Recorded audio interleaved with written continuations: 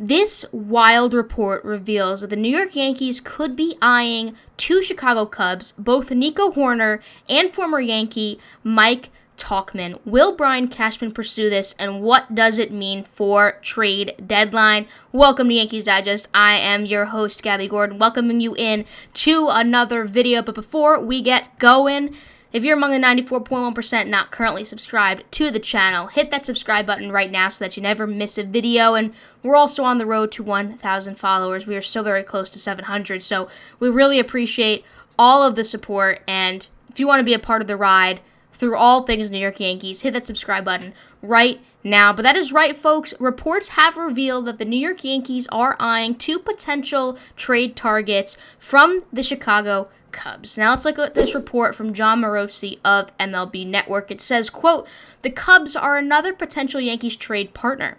Nico Hoerner and Mike Tauchman lead the Cubs in starts at the leadoff spot, and either two would upgrade the Yankees lineup. As we know, Tauchman played for New York in 1920 and 21. So he was a 3-year Yankee, now of course a Chicago Cub. And what's interesting to note here is that both of these two have been within the leadoff spot. And if you've been following the Yankees, you know for sure that the leadoff spot has been a point of weakness. Absolutely, without a doubt. So let's take a look at the statistics from these two Cubs. Now, if we look at Nico Hoerner and just zero in, he is a utility infield position player. Second base, shortstop, he's got the versatility. He can do it all. He's 27, which is young, which is great. He's got a lot of his career left. And he's on base. He works the count. And he's having a great year, for sure having a great year. 4 home runs, 30 RBIs. His on-base percentage is .335. He's got 33 walks and 362 at-bats and 93 hits.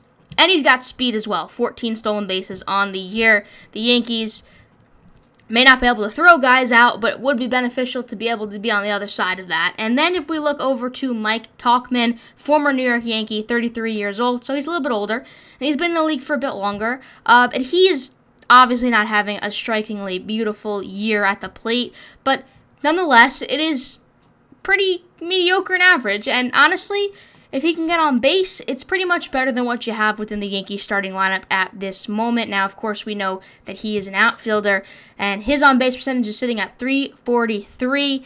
He has 59 hits and 240 at-bats as well, and 34 walks. So these are very interesting statistics. Obviously, Nico Hoerner is a little bit more of the attractive statistic here.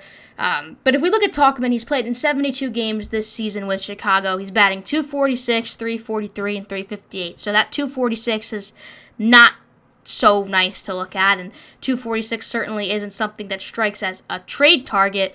But he has hit 5 home runs and chipped in 19 ribbies. Now, he wouldn't be this big acquisition for the Yankees, but he could be a solid role player that could help contribute towards this World Series run that they are seemingly after. Now, if we look at the additional piece here, Nico Hoerner, on the other hand, is obviously the much more talented player, and he even so hasn't had the most beautiful offensive year thus far.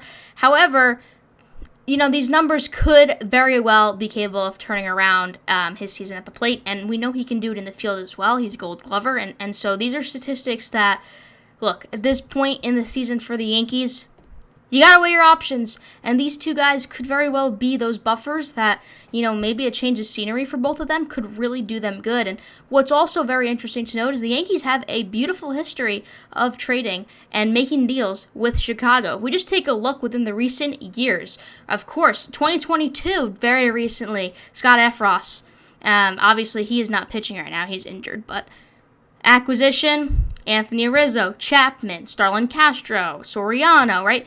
All of these guys from 2022, 2013. Now, granted, aside from Rizzo, the rest of these guys aren't even on the roster anymore, and Efros is a separate story. And also, granted, Rizzo is not having the greatest career as a Yankee, and very, very streaky career thus far. But the stats show that the Cubs and Yankees are pretty committed trading partners, and it is very possible that another deal could strike before the July 30th trade deadline. Now, last video was made on Jameson Taillon. also a Chicago Cub, but we're looking at the pitching side in that video. But another potential trade target for the Yankees to kind of go after in Chicago. And it is very, very, very possible that the Yankees could strike on this. And why not strike on this, right? I mean, again, if we look at the report itself from Jon Morosi, he states it pretty simple. Nico Hoerner and Mike Tauchman lead the Cubs in starts at the leadoff spot. And if you look at the New York Yankees and what they've done with their leadoff position in the league thus far, it has been, who have we seen? Volpe, who was great until he was absolutely horrendous. We've seen DJ LeMahieu in the leadoff spot, which is something out of this world to me. We've seen Ben Rice in the leadoff spot. We have seen Glaber in the leadoff spot. We've seen Verdugo in the leadoff spot. They don't have a leadoff hitter, and that is certainly something that you have to look into. When you have two big bats coming up after the leadoff spot in Soto and Judge, and when you get Stanton back as well, he will obviously be one of the big hitters on this roster. And if you happen to get other guys heating up, hopefully come soon, you need a leadoff hitter to get on base. You have to have a leadoff hitter be able to work the count, get on base, and make things happen around the base paths so you can set up your big bombs for success. That is something the Yankees have not been able to do. They have not had the guy who can work a count, make it happen, and make it look good while he does it. And that is something that Nico Hoerner or Mike Tauchman or both can offer to this Yankees team. Now, my question for you watching is, do you want these two? Do you want one, not the other? Obviously, Nico Hoerner is the more attractive player here because he's just more talented. He's got a gold glove under his belt. And Mike Tauchman didn't have the most beautiful, decorated career in New York for his 3 seasons in pinstripes. Also wondering, what do you think Chicago's going to be asking value-wise for these two guys? And knowing that Chicago is pretty much all in being sellers at this trade deadline to kind of revamp their team completely and kind of just blow the whole thing open because this season's been a mess in Chicago. Do you think they're going to value Nico Hoerner, Mike Tauchman quite high? Do you think it's something that the Yankees can get away with a little bit of a steal here and just see what happens? A lot of people have been commenting that, it's not really going to make a difference and these players aren't much better than the ones we have. And my response back to that is the definition of insanity is doing the same thing over and over again and expecting different results, right? And I've said this time and time again in the videos before, and I don't really care at this point. Something's just got to change. And I like that these reports are coming out, and I would love to see either one of these two potentially strike a little bit more interest, and we could maybe even see what the Cubs would be asking for, what the asking price for Hoerner and Tauchman could be. So let me know in the comments if you want these guys or if you just completely don't want them at all, because I respect that decision as well, and there's many other fish in the sea, as they say, and it doesn't just have to be within Chicago. So there's other teams out there that the Yankees are certainly eyeing players from, but this is an interesting report.